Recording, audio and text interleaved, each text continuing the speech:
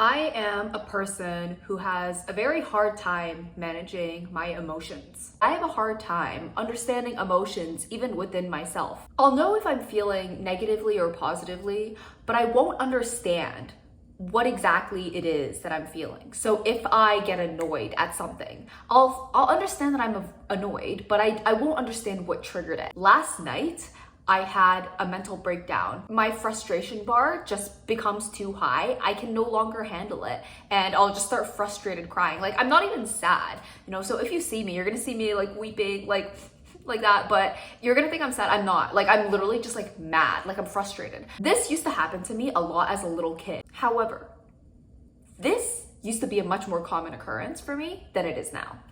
This hasn't happened to me in a long time. And when I have these emotional meltdowns, they're very rare and they're brief, and I've learned techniques to deal with them so I can resolve them. When I was a little kid, these things would happen to me for hours. I would have an emotional breakdown and there we go, an hour or two, like 3, I don't know, my entire night gets wiped out. Now I can deal with it in 5 minutes. I've learned techniques and tricks to help me manage my emotions. I titled this video, My One Ultimate Secret to Controlling My Emotions. But this is actually clickbait. I'm gonna teach you something still. Emotions can't be controlled. It's not possible. It's impossible because emotions, these feelings, they're just like thoughts in your head. And you can't control your thoughts because here's an example. Let me tell you, not to think of a pink elephant standing on a peanut. Do not think about it. Don't. You're not allowed to think about a pink elephant standing on a peanut. But now you have that visual in your head. You can't control it. You cannot control your thoughts. And just like that, you cannot control your emotions. But it's a sexy concept to think that we would be able to control our emotions. Because imagine if you could just choose how you felt on a given day. Like, let's try, you know what? Today I feel like being super productive. So today I feel like I'm just going to do 3 hours of work sitting down and I'm gonna get it all done. Oh, imagine. That would be amazing. Imagine you could just feel like being the kindest, most positive, most loving social person ever. Like, you go to a party. Imagine if you could just turn it on. Imagine you could choose how to feel. I would choose to feel positive and blissed out every day. I would choose to be in the best mood possible all day, every day. But unfortunately, you can't choose how to feel. You cannot control your emotions. But if you learn to manage them, you don't have to let your emotions control you. Just like you can't control your thoughts, but your thoughts don't have to control you. Your thoughts are not good or bad. They just are. They're here to serve you. They are a tool. You can use your thoughts to either help you or hinder you. Emotions work the same way. You can use your emotions positively to help you. Or if you let your emotions control you, if you don't know how to deal with your emotions, they will hinder you and they will control you. There are strategies and there are ways. There are things that you can do to help your emotions serve you. You can turn them around and use them as a tool. Emotions are like, they can be like a crazy dog. Like, they can be a little chihuahua that is just like, no, emotions are not a chihuahua. Emotions are like a 100-pound pit bull that is dragging you. And sometimes this pit bull is full of love and they listen to you and they serve you and they obey you and they give you so much cuddles. But sometimes this pit bull, they're dog walking you, man. They're dragging you and you're running around, you're trying to control it, but you can't. You have a pit bull and you either walk the pit bull or you let the pit bull walk you. So, what is the secret to managing your emotions? There's a lot of techniques that I've adopted, lots of things that I've learned to do over the past years. I research a lot about this because I need help managing my emotions because mine can be crazy sometimes and I don't understand them. But there's one thing that underlies everything. The one principle that has helped me tremendously, the one principle that works no matter what emotion it is, positive or negative, is mindfulness. And mindfulness is a buzzword, but what do I mean by this? Very, very simply, all it is just not running away from your emotions. Fight or flight, especially when it's negative, especially when we have a negative emotion, we get so uncomfortable that we want to do something about it, right? So our brain is evolved to go into either fight, flight, what are they? Or freeze. The one trick to managing your emotions is not letting this survival instinct kick in to make you want to do something, to avoid. Like, you gotta do something to manage this emotion. You can't just sit with it. You have to either run away, or you gotta lash out and like yell about it or scream about it or cry about it. But once you do something, it takes your mind off of it. That's why the feeling is so uncomfortable that you don't want to deal with it, that you'll do anything. Any kind of reaction that you have to this emotion is to get your mind away from it. But this is where your brain tricks you. You need to learn to sit in the feeling. And that's what mindfulness is, being in the emotion. It's paying attention to it, and it's actually feeling it rather than trying to get away from it. Okay, let's say that you just found out something absolutely devastating that makes you want to cry. I'm not telling you to just sit there and just like hold in your tears. Sometimes your emotions will be so powerful that they'll overcome you. That was how I felt last night when I couldn't sleep, and I got so frustrated because I've been trying to fix my sleep schedule for a week and a half and doing all kinds of things. It just built up, like I couldn't control it. That's okay. The emotions overtook me, and it was a point where I couldn't even be mindful of them. Like I couldn't just sit and like have awareness or whatever. Like it just happened. Something that's helped me, the first thing is breath work. And it's not just some mumbo jumbo. Breathwork is scientifically proven to health because it changes the parts of your brain that are firing up depending on how you breathe. Your breath and your emotions are linked, because think about it. When you're going into fight or flight, right? Your heart starts beating faster. You start to sweat, your breathing becomes more hyperventilating. You're like, because you're preparing. You're preparing to either run away or hide or do something or fight. Your body's getting ready for it. The thing is, it's not just your emotions that trigger changes in your breath. Your breath triggers changes in your emotions too. Let's go back to some basic biology. You have a nervous system. Your nervous system is split into two parts: your sympathetic nervous system and your parasympathetic nervous system. And these are just two different bundles of nerves that are in charge of different things. Okay, if you're a biology major, please don't quote me on this because I'm not 100% sure, but this is for the sake of analogy. It's very, very, very simplified, but it basically works like this. You can look it up yourself. Your sympathetic nervous system is in charge of your fight or flight response. This is the one that makes your heart beat fast, that makes you breathe, that makes you want to run and sweat. But you also have your parasympathetic nervous system, which is the other bundle of nerves that tell you to chill out. This is in charge of the rest and digest. So you got your fight or flight on one end, and you have your rest and digest on the other end. Your breathing is linked to these two nervous systems in a relationship that goes back and forth. So your emotions trigger your breathing, but your breathing triggers your emotions. So the first thing that has helped me is to fix my breathing. There are a lot of techniques. You can Google them online. But my favorite technique, and the one that's been proven to work, there has been a lot of research done on this one, is the 4-7-8. It's very simple. It just goes like this. You breathe in for 4 seconds, you hold it for 7 seconds, and you breathe out 8 seconds. That's it. And then you just keep doing that. Keep doing it over and over again. Take slow, controlled breaths, and you count in your head while you're breathing. I shit you not, whatever emotion you're going through, it's literally magic. Like I don't understand it, but it's like you don't need to understand it, because all of your body, all of these functions, these systems that go on, it happens at a subconscious level. And these things that you can do, now we know that our breath can change our emotions. You can use that to your advantage. A mental breakdown that might have lasted me half an hour, 1 hour before, where I'm just crying and hyperventilating uncontrollably, I can manage that in 5 minutes. Less than 5 minutes. I just do a couple rounds of 4-7-8 breathing. There's another method. It's called box breathing, where it's like you breathe in a box. So like all of them are equal. So you do like 4 seconds in, 4 seconds hold, 4 seconds out, like that. That's another kind. If you Google it, you'll probably come up with like a list of different breathing techniques. But 4-7-8 is my personal favorite because I found that it works the best for me. That is the way that I address any kind of very urgent like fire of emotions that just comes up and I don't know how to deal with it. Like I'm about to hyperventilate and cry, or like I'm so frustrated that I'm going to like shout at somebody. That's the way I deal with that. But emotions go on for longer than that too, right? We have like long lasting ones where we literally feel like shit for days, or maybe we feel good for days. It's not always negative, but sometimes we feel like depressed for weeks on end. How do you manage that? It all comes down to mindfulness. Once you've dealt with the fire, now you can figure out why you're feeling this way. I'm telling you, like, if you actually adopt these techniques that I'm sharing and you learn about mindfulness, like, you will feel peaceful 90% of the time. I used to have a war in my head. all the time. There would be conflict. It would go in circles. My emotions, I couldn't control them. They controlled me.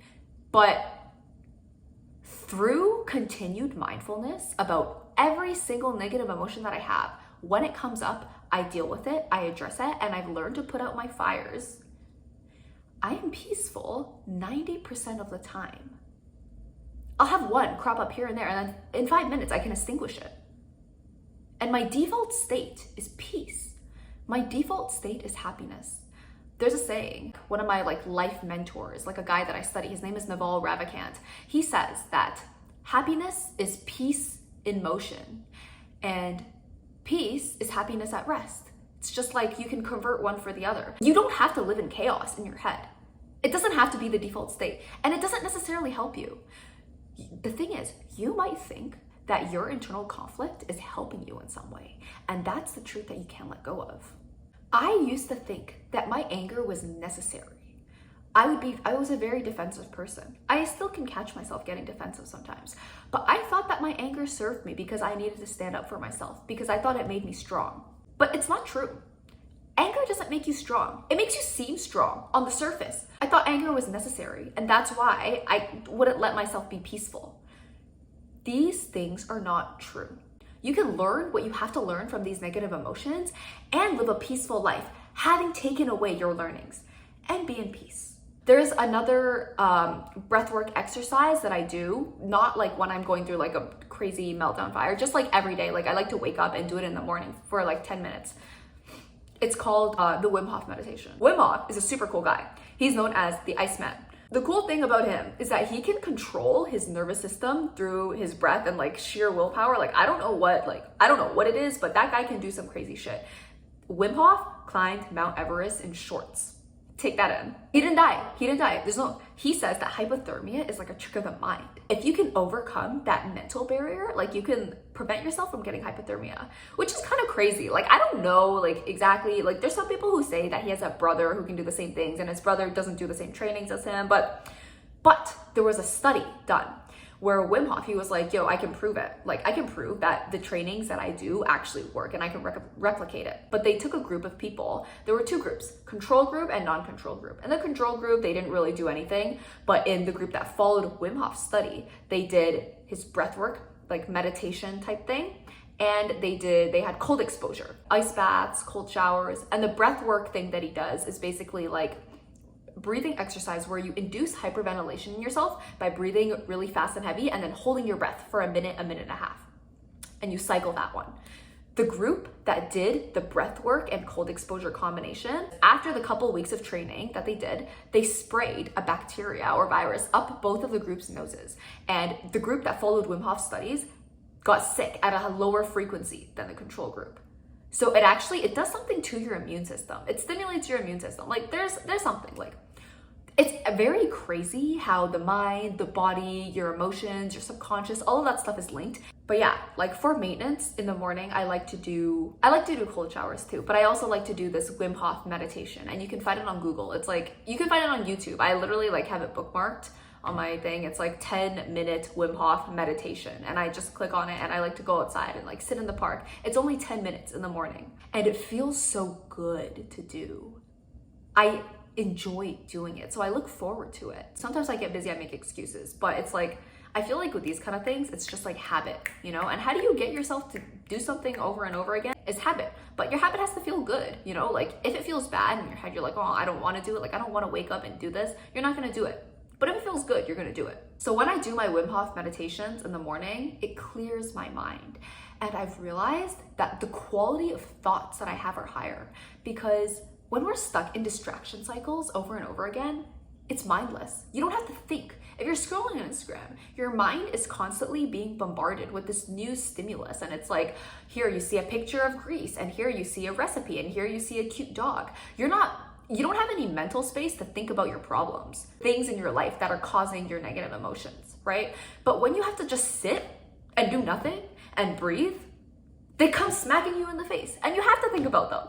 But it's productive. It helps you, because once they come to your awareness, once you become mindful of these things, of your emotions, then you can figure out the causes. And once you figure out the causes, you can do something about them. There are just things that like I've been ignoring for so long that just like it doesn't even come up in my mind. It's like reminders. It's like, you know, when you're about to go to bed and like a million reminders just like pop up in your head. You're like, oh, you have to do this. Oh, you have to do that. And you're like, thanks, brain. Like, why couldn't you tell me these things earlier? Why you got to tell me these things right when I'm about to sleep? It's because you've been like making yourself so busy all day that your brain is like trying to tell you, but it can't get through because you're scrolling on Instagram, bombarding your brain with new things. So it actually, I feel like it helps me sleep too. It's like you have a clear mind. A clear mind is a peaceful mind. Something else that helps me a lot, like a lot, this is something I've been doing since a little kid, and I stopped doing it for a couple of years, but I've picked up again over the past year, and I'm like, holy crap, like how did I live? Like this is probably why I was going through so much shit. I feel like if I just did this one single practice, like over my teenage years, like I wouldn't have gone through my whole teenage angst, rebellion, and it would have saved me from a lot of stupid decisions. I'm just kidding. I have no regrets for my teenage years. I learned a lot. Something that probably would have saved me a lot of mental angst is just journaling. And there's a lot of journaling techniques you can do. There are structured ways that you can approach it, but the one that works the best for me for managing my emotions is brain dumping. If I have an emotion that I can't shake off, or I don't understand, or I think if there's any kind of problem, like ever, I whip out my phone and I start typing. I just start typing everything that comes to my brain. Like, it's like I'm pouring out everything to a friend, but it's not a friend, it's to myself. But because sometimes there's things that you can't tell people, you know? It's just like, this exercise requires 100% pure honesty. You can't filter yourself. You can't make things sound nicer, because if you talk to people, you're inevitably going to like change some of the details sometimes. You're not gonna say like, I feel like a fucking failure and a bad person because my whole existence just sucks. You're not gonna say these things. You're not gonna say, I feel like a bad sister because I threatened my little brother with a knife when I was 10 years old. Like, there's some things that you're just gonna filter out. But when you're just writing to yourself on a journal, you don't need to filter any of these things out. The truth comes out. We hide the truth from ourselves sometimes because we don't think about it. We avoid the thought, we avoid talking about it, and it's just in our subconscious, and it's just cooking there and making us feel like shit. But we need to access it. We need to pull out these things. So when you're brain dumping into your journal and you're just being 100% honest to yourself about all of the shit that you're feeling and everything you're going through, and it's just the minute you're thinking it, you're live typing it, it gives you so much clarity. Like insane clarity. The reason why our thoughts are so like jumbled, and like the reason why the things that go on in our own head sometimes scare us so much is because we don't know what's in here. We don't know what's in here. We can't control it. It does whatever it wants to do in here. This pit bull walks us. Journaling and just talking things out, or even writing things out, why it helps us so much is because it makes it less ambiguous. It crystallizes whatever goes on in here, because you can have a thought, you can have a feeling of guilt, an impeding feeling of guilt for something that you did, and you never talk about it, you never really think about it, but you know it's there, you're aware of it. It doesn't crystallize until the moment that you actually say it or write it down on a piece of paper, because the words that you choose to express this thought through give it structure. When you help someone else understand this thought, you help yourself understand this thought. We understand by explaining. Let's say you go around feeling like shit all day and you don't really know why until you eat some food and you're like, oh wait, I was hungry this whole time. You're like, maybe I was hungry. Now you know. It's the same thing with these negative feelings and thoughts. You go around not really knowing what's wrong with you until you try to explain it. Like, you verbalize it in words. You verbalize it, or you write it down somewhere. You're like, oh, okay, now it's staring at you in the face, and you read it and you're like, you know what? That's it. That makes sense. Or maybe it doesn't make sense. You write it all out and you're like, no, it's actually not that. It's not that thing that's making me feel like this. But you know, now you know. So journaling is tip number 2. And again, it comes down to mindfulness. Mindfulness is just being aware of the feeling. It's just not running away from it. Don't try to get rid of it. Do not try to get rid of it. Deal with it. Try to pull it out as much as possible. Don't be scared of it. Don't be scared of what goes on in here, because like, this is you know? I want to end this by saying that even though these 2 techniques have helped me a lot, breathwork and journaling, and how mindfulness like overall is helpful, Mindfulness is just mindfulness. It's just awareness. It doesn't do anything to change your life, right? At the end of the day, you have to be the one who makes changes once you realize these things. Mindfulness is only here to help you bring problems or whatever things in your mind to your awareness. But once it's brought to your awareness, now it's up to you to figure out how to deal with it and address it. In the long term, you need to do something about it. You need to take some action to change. And this is where it gets interesting because our environments matter a lot and we need to be in the right environment for all this to work. There was a study done with rats, right? Where they would give it food and crack. They had these rats in a little room and they ran the experiment to see like if the drug was addictive or not. This was like addiction studies. And they found that the rats would pick the crack water over their food water until they would literally die of starvation. So then the leading research about addiction concluded at the time that crack is so addictive and drugs are so addictive that rats will choose it over food, and that's why people are addicted. And that's how we misunderstood addiction for decades. But then someone smart decided to recreate this experiment a couple years later, and they made a rat park experiment. Because in the first study, the rats were held in isolation in their little chamber by themselves, and they had nothing else to do. In this redesigned study, the researchers made a rat park where there was male rats and female rats, and they could run around and play. They could reproduce with each other. They had toys, they had games. It was like a social community of rats. And in this experiment, the rats did not drink the crack water until they died. They indulged in it from time to time, like a little bit, but they would still eat their food. They would still go socialize with the other rats. They would live in this rat park and have a great fucking time. But this changed our view of crack. Like, this changed our view on drugs, that like, oh shit, it's not the drug that is so addictive that rats will choose it until they die. The rats only did that because they had nothing else to do, because they were deprived and isolated. It works like this for humans too. If your life is shitty and the only positive thing in your life is drugs, you're gonna do drugs until you die. But if your life is abundant with connection, with friends, with hobbies, with love, you probably won't choose the crack until you die because you have so many better things to do. I'm not saying we're rats, like humans could be different, but this is how addiction research is changing. This is our new understanding of addiction. And I'm saying these things because it's relevant. That if you're in a shitty environment, you can do all of this mindful journaling, meditation stuff, but it might not help you. If you're just aware and you don't do anything, you need to get yourself out of it. Because if you're in this shitty situation and you're just like, I'm good, I'm okay, but you're clearly not okay, you're just lying to yourself. So make sure your environment is set up to help you. Your emotions are going to be really, really shitty if you're stuck in an abusive household. Like that is hard to control. You can't just meditate your way out of an abusive household. That's not what I'm saying. And if you are in an abusive household, I know how hard it can be. Don't let that discourage you. Even if you're under the age of adulthood or age of majority, wherever you live, there are things that you can do to set yourself up right now to get you out of it in the future. I hope you found this video helpful. This is a topic that I'm very passionate about, in case you can't tell from my tone and like everything, like my craziness in this video. But there are a lot of things that I am passionate about because I want to help you. I want to help people because these things have changed my life, all these things that I've learned. And I want to change other people's lives too. Subscribe and stay tuned for next week's video. I love you, take good care of yourselves, and I will see you next week.